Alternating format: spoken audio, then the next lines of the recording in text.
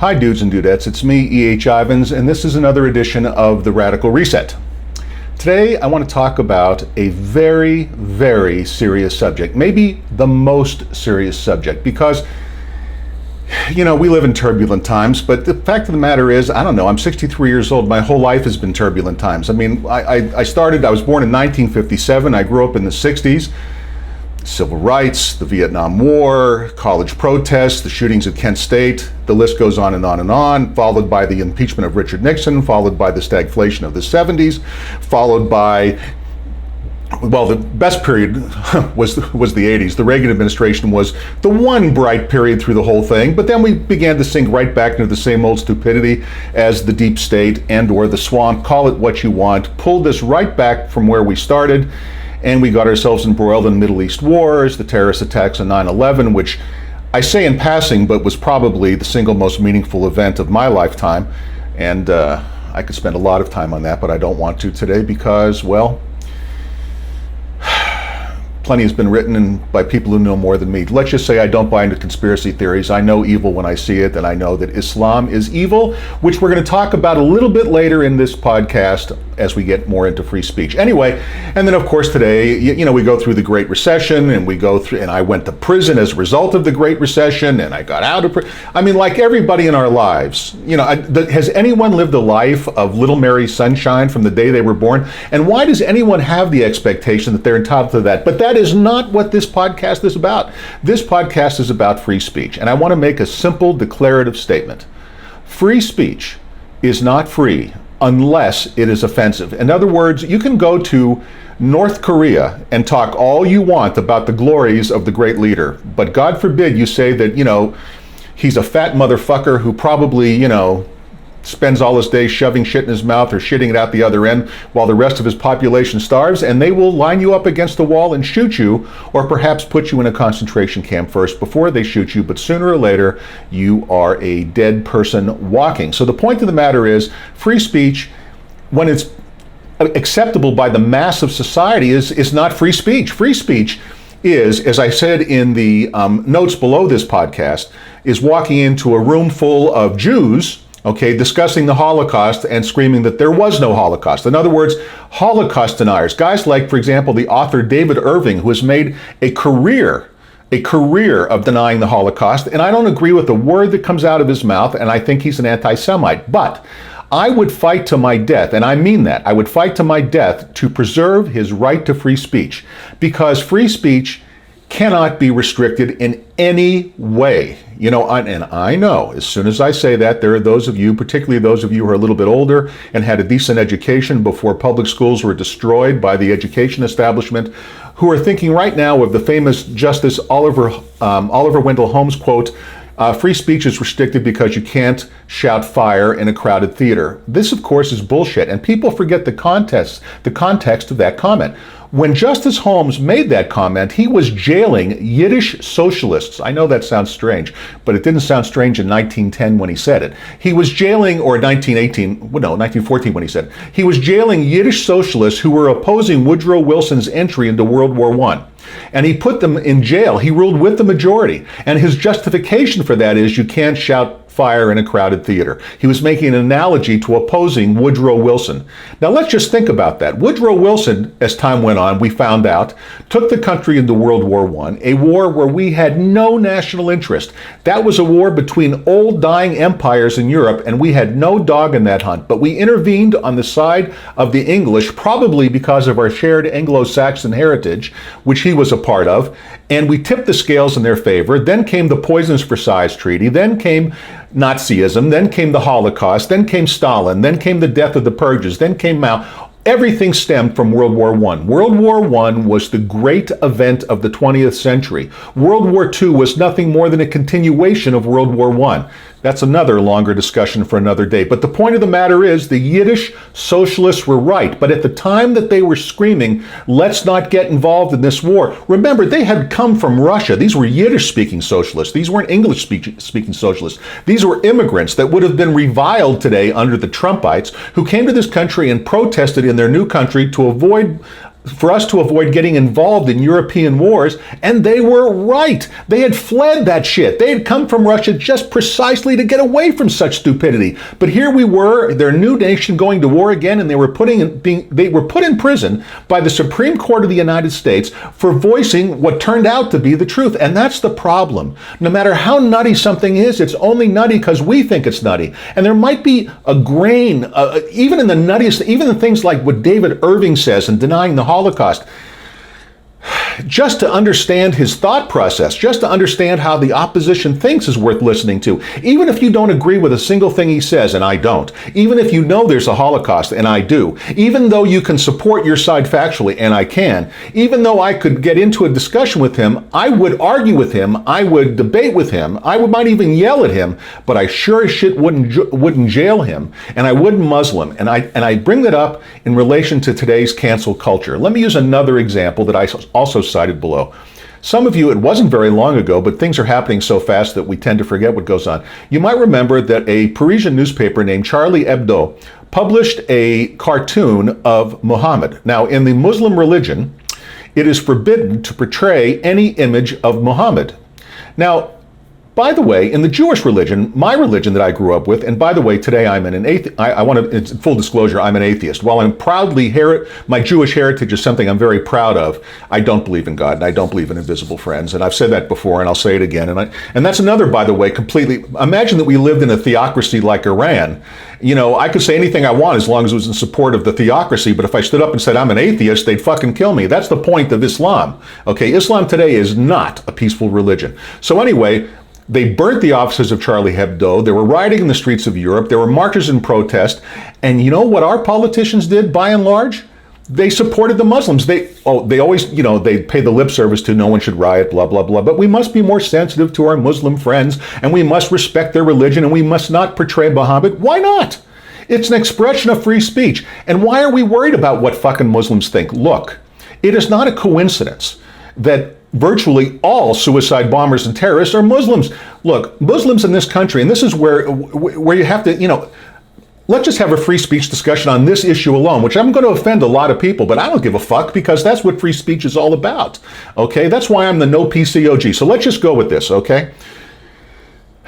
Muslims are not a minority. Islam is the second largest religion in the world after Christianity. It has over 1 million adherents. It controls an enormous swath of Asia, the Middle East, and the Far East. And in these places, it has schools called madrasas where it teaches a form of Wahhabist, which is, it's a long discussion of what Wahhabist means, but it's the most extreme version of Islam, and it preaches things like suicide bombing is justified in the name of Allah if we're, we can go on and on. We don't have to, we all know the evil of this, but we're all supposed to pretend that Muslims in this country are somehow an oppressed minority. So they come here voluntarily within our system, refuse to assimilate, and then carry out, in many cases, terror attacks in our own country. Remember the husband and wife in California who gunned down a bunch of friends in the, at their place of business after celebrating a birthday party and eating cake with them? I mean, come on, man. I sound like Joe Biden. Come on, man. Anyway. I can see where he gets that. That's probably part of my 63-year-old. Anyway, I'm digressing. So anyway, look, they are not an oppressed minority. And it is, we get confused. We think it's somehow supporting free speech in our current culture to shout down those who criticize the biggest pigs. Okay, the truth is it's free speech to say that they're pigs. It's free speech to say that Islam is a threat. It's free speech to say that it's an evil religion. I mean, all religion is evil, but Islam is the most evil of all current major religions because it's the only one that preaches active violence. I mean, you don't, listen, I know some nutty fucking Christians who preach some nutty shit. But what they don't preach is go out and slaughter everybody who offends them, okay? I mean, you can say what you want about Christians, and I have plenty to say, particularly as a Jew who, because of one fucking sentence in the Gospel of John, written at a time in the Bronze Age when no one knew shit about a man who never lived, by a guy named Paul who was a blatant careerist, saying that the Jews have a blood, we invited a blood oath upon ourselves for the killing of Christ, a fictional figure who never existed in the first place. There is no evidence that he ever lived in the first place, but we've been slaughtered by the millions for 2,000 years because of it. But listen, today, Christians have calmed down quite a bit, and in 1964, finally, the Catholic Church stopped teaching that as part of their catechism. That's right. Until 1964, the Catholic Church taught as part of their catechism that Jews killed Christ and had invited a blood oath upon themselves. If you don't believe that exists and you don't read your Gospels, go to the Gospel of John and you will find the section. I believe it's John 27. I could be wrong, but it's the Gospel where the Jews literally shout down Pontius Pilate and say, we invite a blood oath upon ourselves, as if a group of people would do that. Never mind that the Sanhedrin would never have met on Passover, making the whole idea of a court passing judgment on Jesus on Passover, which is when the Last Supper was, ridiculous. Never mind that it took place on a Friday night where it would be impossible the Jews would be out talking to anybody on a Friday night. Never mind that who in their right mind would invite a blood oath upon themselves and their children for all generations? Who would shout that out? I mean, I don't give a shit when you lived. What kind of it's an absurd passage to begin with. And the reason it was inserted into the Gospel of John was at the time the Jews who had known that Jesus was a fiction and that no one knew him firsthand had rejected Christianity. So Paul knew, who is the actual founder of Christianity, that he had to go out into the pagan world and he had to reconcile the dichotomy of how Jesus' own people rejected him because they knew it was a fairy tale and he didn't really save anything. I mean, he saved men's souls. I know that whole bullshit story. And look, I know I'm offending a lot of you by going into this, but that's free speech. I'm demonstrating free speech. So, Paul, in order to solve this dichotomy, inserts into the Gospel of John that the Jews killed Christ and that's why they don't support him. That's how he was able to leverage that and then spring out and save Christianity and make it into the religion that it is today. Yada, yada, yada, 2,000 years later. Now, by the way, and it is also no coincidence that every major slaughter of Jews has taken place in a Catholic country, from the Inquisition to the Crusades to the Holocaust. Austria, Hitler's home, Catholic. It is not a coincidence, okay? The Catholic Church was a force for evil. Maybe still is, in fact, definitely still is. And I could go on and on about child pedophilia and pedophile priests and go on and on and on. And all of that would offend somebody. But the difference in the United States is somehow we've decided that Catholics can go ahead and be criticized, but we can't criticize Muslims. We have to cancel that free speech. We also have to cancel anyone who disagrees with the public line. For example, as I speak to you, we both know that there is rioting going on in Kenosha, Wisconsin, because of a shooting that took place of a black man in the back 7 times as he was going into his vehicle. Now, all I say about that is let's wait for the investigation. But anyone who tends to, spout for or against the police in this thing is being canceled particularly by the left. The left is what's interesting is, if you ask the average leftist, are they tolerant? They would say absolutely. But they'll shout down anybody who they perceive as intolerant. In other words, if you go to a college campus today and you dare to talk about the things I'm talking about right now, if I stood on a college campus and let's say that I, by some miracle, end up being, well known because of this, and I end up going lecturing on college campuses, and I stand up and say Islam is an evil religion who has brought evil to our shores, and we must be unafraid to speak to it, okay? I'll be shouted down. I'll be canceled. I'll need bodyguards. I mean, and how do I know that? Because other similar speakers have said things. People like Ben Shapiro, people like Ann Coulter, people like Charles Murray, I could go on and on. Sam Harris have all required, the late Christopher Hitchens, have all required bodyguards to go on college campuses today in the United States because free speech is being canceled, because somehow we've perceived that saying something that's controversial is somehow offensive and hurtful. Well, look, I find Holocaust denial offensive, but that doesn't mean it should be muzzled. Free speech is difficult. It is not. Free speech doesn't mean you're free to mouth what the public line is. Free speech means you're free to mouth whatever comes into your head. You're free to say whatever you want. There is no line, no boundary, nothing that shouldn't be allowed in free speech. And if people speak, now there are such things as appropriate places to discuss them. I'm not suggesting that, for example, every synagogue in America ought to open its doors to people like David Irving to come in and preach against the Holocaust. Inviting insult is different from tolerating insult. I'm not saying that we have to seek out or wrap ourselves around or go out and try to be as offensive as possible to everybody that we meet. I'm not counseling that everyone turn into some kind of spouting asshole that goes out to offend everybody in the world. What I am saying is that when an asshole says something completely offensive, we must fight to our own death to protect their right to say whatever comes into their head, no matter how nutty. For example, if you read the manifesto of the Unabomber, okay, of Ted Kaczynski, it went on and on and on. But in those pages that nobody has read because it has been suppressed, because it is free speech, okay, and it was offensive to a lot of people, there was a lot of truth. I'm not in any way trying to justify mailing letter bombs to people. I'm just saying, even in the nuttiest shit, there is truth. Free speech is only free if it is unrestricted, no matter how offensive. Any asshole can go, that is the myth, okay, that a lot of young kids don't understand. This is a failure of our education system. We're led to believe that our democracy is great because it protects the rights, because majority rules. Well, I got news for you guys. In every country of the world, even North Korea, majority rules. If the majority of North Koreans were tired of the Kims, they would rise in revolt and throw them out, and they will ultimately someday, as they have.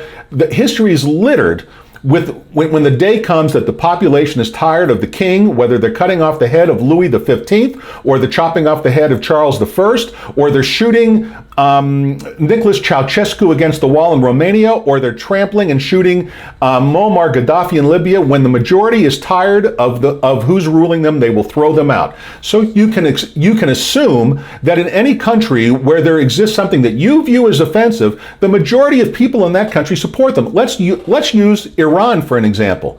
Look, when the Iranians are tired of the fucking mullahs, they'll throw them out. But right now, the majority of people in Iran support that Shia lunatic shit.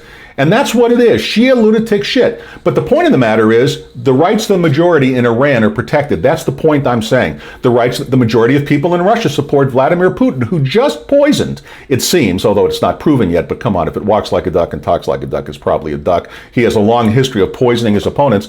Another one, Alex Navalny, has been poisoned. He's in a German hospital in an induced coma while they're trying to save his life, all brought upon by the Russians, but the majority of Russians support the Putin government. And when they don't, they'll throw them out. Therefore, when the majority spout lunatic shit, okay, that the Putin government puts out, it's free speech. If you use the liberal definition in the United States, the leftist definition, because, nobody's offended by it. Everyone thinks it's great. What makes America great, what makes free speech great, what makes England great under Magna Carta, which makes any nation that protects free speech great, and I could go Canada, Australia, New Zealand, there are lots of great countries that support free speech. And what makes free speech vital is not supporting the rights of the majority, it's supporting the right of the individual to say whatever they want. That's freedom. Freedom is not protecting the rights of the majority. That's why, for example, okay, slight digression, the most important election going on today is not the election of the President of the United States. We way overestimate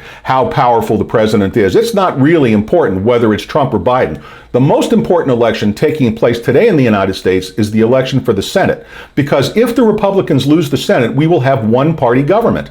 And if we have one-party government, the rights of the minority are going to be trampled. Because, and this is getting into the weeds a little bit, but let me explain this to you. Because the filibuster, which is a 60 vote, normally in the Senate, for the last 250 years, 60 votes have been required to pass legislation. That's why the Senate was set up that way. This filibuster was put there by the founding fathers, or actually by a senator named Filibuster. I know that I'm slightly mangling that history, but the filibuster is there because the rights of the minority must be protected. And so therefore a coalition must be put together. In other words, to pass most legislation, if you have 51 votes in the Senate, you still need to find 9 people from the other side to go with you in order for it to become law, which is why a lot of really bad laws historically have died in the Senate. That was put there on purpose. The idea was to stop excesses.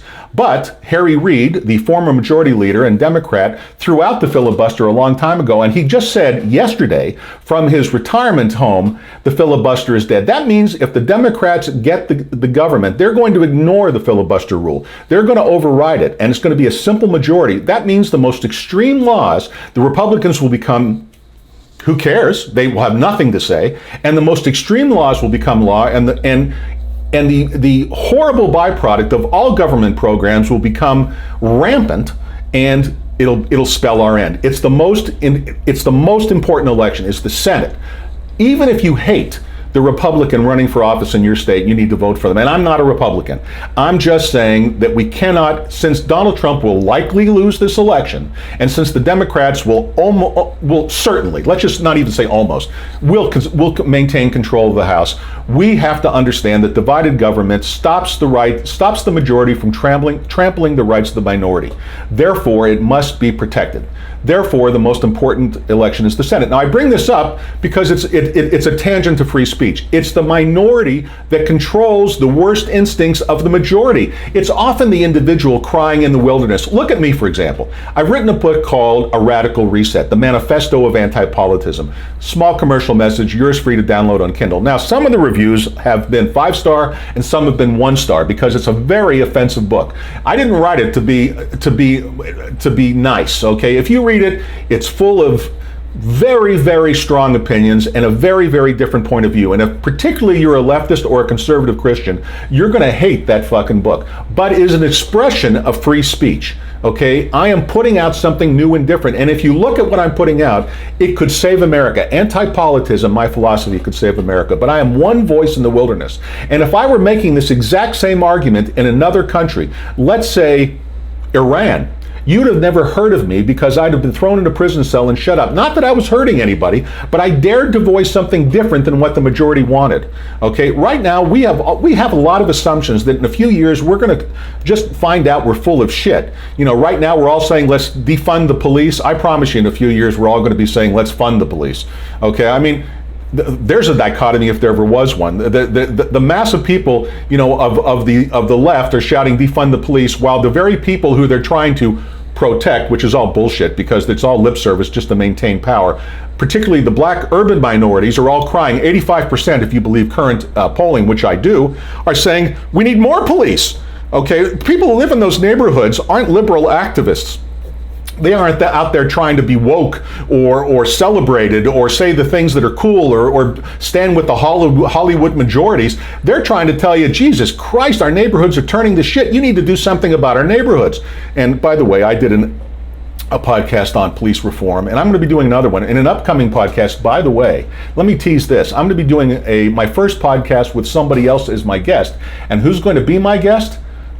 My jailer. I actually have maintained a friendship since the time I was in prison with the corrections officer who was my immediate, what's the word I'm looking for? Supervisor is the wrong word. Case manager might be the right word. He was the corrections officer that I interacted with. He was the equivalent of a sergeant, where most of the corrections officers are private. We've maintained a friendship even after prison. And we're going to have a discussion in a following podcast about prison reform and criminal reform in the United States. And by the way, he and I, even in prison, and certainly in the time since I've been out and we've continued our conversation, do not agree on everything. But the point of the matter is, I would die to protect his point of view. He is much more right-wing than me. He is much more aggressive than I am on suppressing protests and so on and so forth. I don't want to speak for him. I'll let him speak for himself. But the point of the matter is, okay, I will let him speak for himself. And when we debate, and the reason we've maintained a friendship, even though we disagree with things, is because I don't shut him up and he doesn't shut me up. We listen respectfully to each other's opinions. For example, here's an opinion. There are no socialists in the United States. They're just people that think they are. In other words, all the kids on college campuses who are buying into socialism only buy into it because they don't know that there's another ism like antipolitism. The fact is, in a very recent poll of college students, of whether you agree with the idea that all private property should go over to the state and the means of production, that means all business should be controlled by the state, which is what socialism is, my friends. Socialism is the state controlling the means of production. Period. End of story. That's what it is. Get a dictionary, look it up. It's not all this touchy-feely leftist shit. It is the state control of the means of production and the end of private property. And when you ask college kids if they support those things, they overwhelmingly, almost 100%, say no, of course not. So they're supporting socialism they're not socialists. What they are community activists. But lost in the discussion, okay, they're saying things, for example, if you listen to, and I'm on, the political, if you had to put me on the spectrum, I'm very libertarian in outlook with a twist on how politicians should be elected. So I would be right of center, let's say. Okay, so But if you sit down and you go on YouTube and you get a video of AOC, Andrea Ocasio-Cortez, and you listen to what she says, about 90%, if you're being honest with yourself, you're going to agree with, no matter how much you want to hate her. And she is batshit crazy and says batshit crazy stuff. A lot of what she says is true. She is disgusted by crony capitalism. Aren't we all? She is disgusted by the deep state, basically, is what she's saying. She's saying, ironically, she's saying the same thing Donald Trump is. I know they would both choke on a chicken bone, even at the thought that they both agree, but they are. And all the kids on college, all they're saying is they want a better future for themselves, and they don't want a rigged system, which is all crony capitalism is, or as I call it, crapitalism. I mean, who can disagree with that? The fact of the matter is both sides have commonality. And if you throw out the crazy shit like building border walls or, I don't know, there's all kinds of crazy shit on the left, we could come to commonality and have a discussion. But instead, what we do is cancel each other out. We shout each other out. We call each other stupid. We say that's ridiculous. Even evil. I mean, if you go on social media, whether it's Facebook or Instagram or Twitter, and you read what other people post about their people that disagree with them, it's always portrayed as evil. Okay, and it's always shut them up, and now it's canceled them, destroy their careers, destroy their lives, send them into oblivion because they disagree. Baby, that's throwing out the baby with the bathwater. That is the invitation to dictatorship. Dictatorship protects the rights of the majority. Dictatorship protects the rights of the majority. The rights of the minority are only protected when we protect the rights of the individual, no matter how fucking crazy the individual is, and free speech means free speech. I don't give a shit what you want to say. You want to spout racist shit and call black people nigger? As bad as that is, I can't even believe how horrible that is. And who in their right mind would do it? But if someone stood up and shouted it, you have got to defend their right to say it. If someone stands up and says Jews are in a world conspiracy led by the Rothschilds in a secret tribunal controlling the world governments to their own betterment with their big fucking noses and getting all the money, you know what? That kind of shit is spouted every day. Hell, it's taught in Muslim schools. But the fact of the matter is, here in the United States, that's free speech. And if some fucking neo-Nazi wants to stand up to say it, I, even as a Jew, must defend his right to say it. I can disagree with it. I can debate with it. I can engage with it. I can disprove it. We can get into all those things, but never muzzle it. Because if we do, it's a slippery slope from first we muzzle Nazis, then we muzzle people who disagree with us, then we muzzle people who maybe have a different idea about God or have a different idea about work or have a different idea about a lot of things. And we shut them down. And that is the inevitable repercussions of when the majority gets control. We must protect the rights of the minority. We must protect the rights of the individual. We must protect free speech. And that is the end of my rant for today. Now, look, I don't know whether you agree with me or not. I don't know whether you agree with, protecting the rights of Nazis. But if you think about it, you have to. You just have to. And if you don't understand what a free society is really about. If you're out there, if you believe, if you're an offense troll, if you're out there looking for some fucking thing to be offended by, you're going to find it. Shit, I can't go on Facebook without finding some anti-Semitic piece of shit. But you know what? I don't have to listen to it. But I wouldn't shut them down. All I have to do is go on to the next story. It's like anything else. If you don't like what your kids are watching on TV, turn off the fucking TV. If you don't like what a book says, don't read that book. But really what you ought to do, if you're a true free thinker, is read the book. As I listened to, for example, Andrea Ocasio-Cortez or Bernie Sanders, I listen to what they have to say, and about 90% of it I agree with. Let's be honest, we really only disagree on the fringes. Our commonality is we all want a better life for ourselves and our children in a free country, because that's what makes America great. America is not great because it protects the rights of majority and democracy. There are lots of democracies. There are lots of majorities protected. America is great because we have historically protected the rights of the individual. And cancel culture erases the rights of the individual to express themselves. So if Kanye West wants to say some nutty shit, and I think he is batshit crazy as far as I can tell, you know what? I defend Kanye West, no matter how fucking crazy he is. And he is crazy.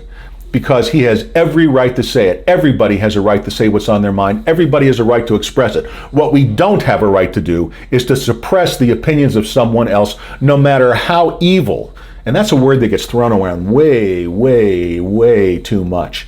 Let's stop categorizing things as good or evil. In the present moment, we can't tell. It's like the old story of the Zen master. I don't know if you've heard this story, and if you have, fine, but I'm going to repeat it. There was a village, and in the village lived the Zen master. And one day there was a 12-year-old boy in the village, and his parents gave him a pony. And everybody in the village went, "Isn't that great?" They gave him a pony, and the Zen master said, "We'll see." Well, a few years later, the little boy was riding on his pony, and he fell off and he broke his leg, and he broke it so badly it couldn't be properly set, and he's going to walk with a limp for the rest of his life. And everybody in the village said, "Isn't that terrible?" And the Zen master said, "We'll see." A few years later, war broke out, and all the other boys in the village were drafted into the army, went off to war, and many of them were killed, except the little boy with the limp. And everybody said, "Isn't that wonderful?" And the Zen master said, "We'll see." Because you see, a guy with a limp can grow up to be Joseph Goebbels, okay? We just don't know what the future is. By the way, I bring that up because Joseph Goebbels was club-footed and walked with a heavy limp. For those of you who don't know who Joseph Goebbels was, man, you need to read your history, but he was Hitler's propagandist. He was the number 2 guy in the Nazi Party and the last leader of the Third Reich. After Hitler committed suicide, Goebbels took control for a short period of time before 24 hours later killing himself and all of his children and his wife. But if he were the little boy walking with a limp who had avoided the war and everybody said wonderful, in the present tense, they wouldn't have realized he was going to grow up to be the greatest monster of all time. And that's the point. Good or evil is unknowable in the present. We have to understand that there are no solutions, only trade-offs. There is no good or evil. There's only the perception of the moment we're in, and we need time to let things go by. Look at this COVID thing. We all reacted way too quick because we live in a time where everything has to happen fast. Instead of doing what I counseled, if you look back in one of my earlier videos that I did back in March, you'll see I was counseling at the time. Wait, let's just see how this develops. Let's see what goes on. And now we can see that we grotesquely overreacted, and we've destroyed the economy, and probably largely unnecessarily, and who only knows what the byproduct will be.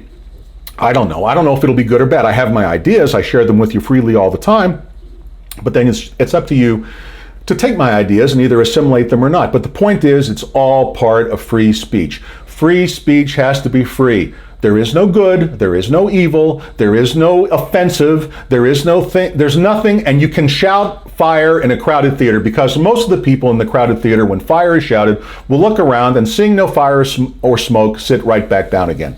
Okay, it is a myth to think that everybody reacts because of some fucking spoken word. Everybody cries. It's a ridiculous statement. It disregards the individual intelligence of people to make judgment for themselves. Look, everybody's entitled to make their argument, and we must be willing. The one thing we must be willing to die for is the right for everyone to have their freedom of speech, religion, assembly, protest, press, the Bill of Rights. It's the key to the American experience, and it cannot be restricted, and it cannot be woke, and it cannot be canceled. All right, enough of that. Remember, as I did say, a Radical Reset is available to you free as a download from the Kindle Lending Library, or for a nominal charge if you'd prefer the paperback version. Also, be sure to click on the subscribe button, become a subscriber to this channel, the notification button, so you know when the next time comes on that I'm going to do another rant like this. Although I don't always rant, sometimes I go all over the place. Who only knows? By the way, little teaser upcoming. I'm about to launch a new YouTube channel. It's called The Dad You Wish You Had, and it's going to be coming up here in the next week or two. And it's going to have nothing to do with politics. It's just going to have to do with me giving fatherly advice to anyone who wants it, because I am a great father. Now, of course, that is a statement of free speech, and it is subject to discussion.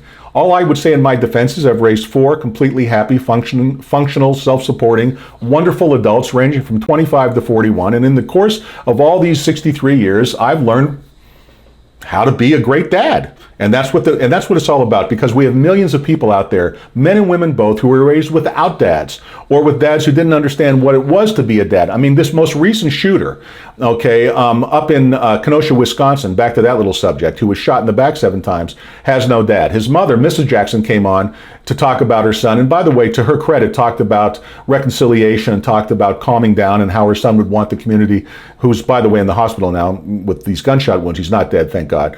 But, you know, she's talked about reconciliation, which, good for her. God bless Mrs. Jackson. But there is no Mr. Jackson, and there was no father present, and the country needs more fathers. So that's what I'm going to do. I'm going to try to be a father for as many people as I possibly can and answer questions about anything: relationship, dating, career, money, just common sense things that you would think people would get, but their dads weren't present to give it to them. But anyway, that's enough for today. I want to thank you for joining me. And until next time, this is E.H. Ivins signing off.